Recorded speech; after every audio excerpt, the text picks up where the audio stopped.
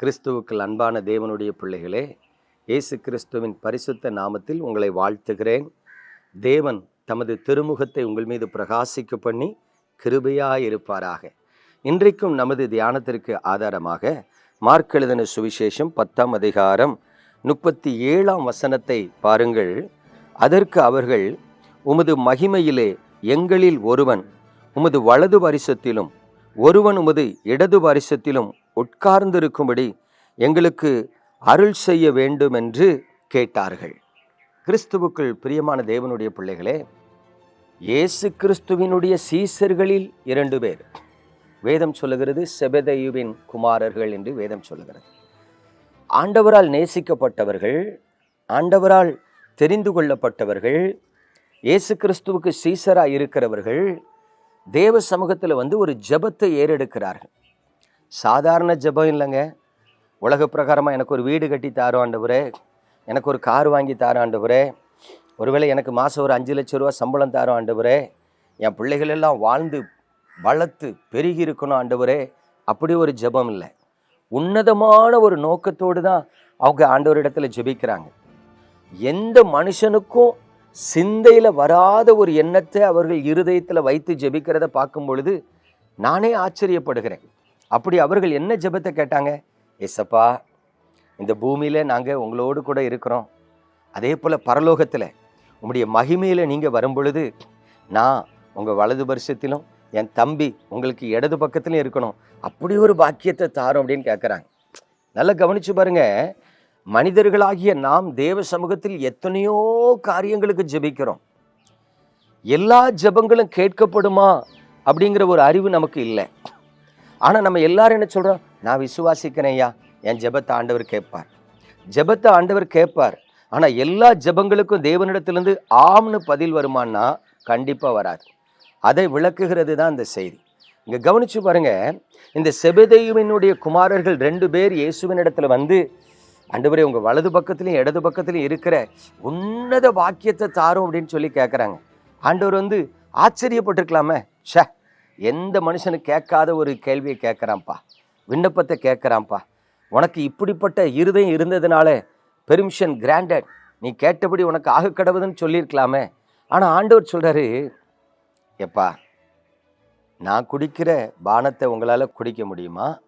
நான் பண்ணுகிற ஸ்நானத்தை உங்களால் ஸ்நானம் பண்ண முடியுமா அப்படின்னு சொல்லி கேட்கும்போது அவங்க சொல்கிறாங்க, ஆமாம் ஆண்டவரே, நீர் எந்த பாதையில் போனாலும் அந்த பாதையில் நாங்கள் வர ஆயத்தம்னு சொல்கிறாங்க. அப்பவும் ஆண்டவர் சொல்கிறாரு, ஆனாலும் எனது வலது பரிசமும் இடது பரிசமும் யாருக்கு என்று சொல்லி பிதாவாகி தேவன் நியமித்திருக்கிறாரோ அவர்களை அல்லாமல் என்னால் ஒருத்தனுக்கு கொடுக்க முடியாது. அப்போ கவனிங்க, இந்த வேதம் நமக்கு சொல்லுகிற ஒரு செய்தி என்னன்னா, நாம் எந்த காரியத்துக்கும் ஜெபிக்கலாம், ஆனால் எல்லா ஜெபத்துக்கும் தேவ சமூகத்திலிருந்து பதில் வராது. அதை தெரிந்து கொள்ளுங்க.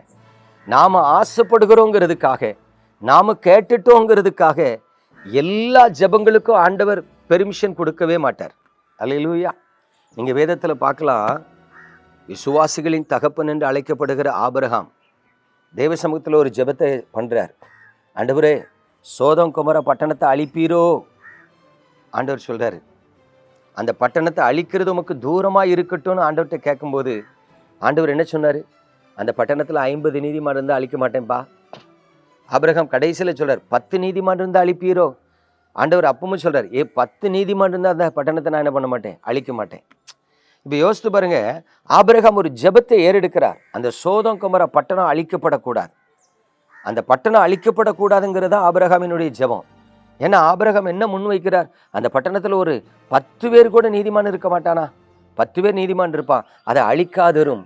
ஆனால் அந்த ஜெபம் கேட்கப்பட்டுச்சான்னு பாருங்க, அங்கே 10 நீதிமான் கூட இல்லை, அந்த பட்டணம் அழிக்கப்பட்டது. அப்போ அவ்வளவு நேரம் ஆபிரகாம் தரப்புல நின்று ஏறெடுத்த ஜெபம் கேட்கப்படலை. ஏன்னா தேவன் அதை அழிக்க தீர்மானித்தார். அது துன்மார்க்கமான துணிகரமான பாவத்தை செய்கிற பட்டணமாக இருந்ததுனால அது அழிக்கப்பட்டது என்று பார்க்கிறோம். பிரியமான தேவனுடைய பிள்ளைகளே, ஆவிக்குரிய வாழ்க்கையில் தேவனுடைய பிள்ளைகளாய் வாழ்ந்து கொண்டிருக்கிற நீங்களும் நானும் ஒரு காரியத்தை மனசில் திட்டமாக வைக்கணும். நமக்கு அவசியமானால் தேவன் நமது ஜெபங்களுக்கு பதில் கொடுப்பார். நாம் ஏறெடுக்கிற ஜெபம் நியாயமானால் தேவன் அந்த ஜெபங்களுக்கு பதில் கொடுப்பார். மற்றபடி நாம் விரும்புகிற ஜெபிக்கிற எல்லா காரியங்களுக்கு அவர் பதில் கொடுக்க மாட்டார். அந்த ஜெபம் அவர் கேட்பார், ஆனா தேவனிடத்திலிருந்து சரின்னு ஒரு பதில் என்ன பண்ணாது, வராது. இது எதுக்காக சொல்றேன்னா, நிறைய வாலிபர்கள், சில தாய்மார்கள் என்கிட்ட வந்து கேட்பாங்க, நாங்க விசுவாசத்தோடு தானே ஜெபிச்சோம், பிறகு ஏன் ஆண்டவர் எங்களுக்கு அதை வாய்க்க பண்ணல?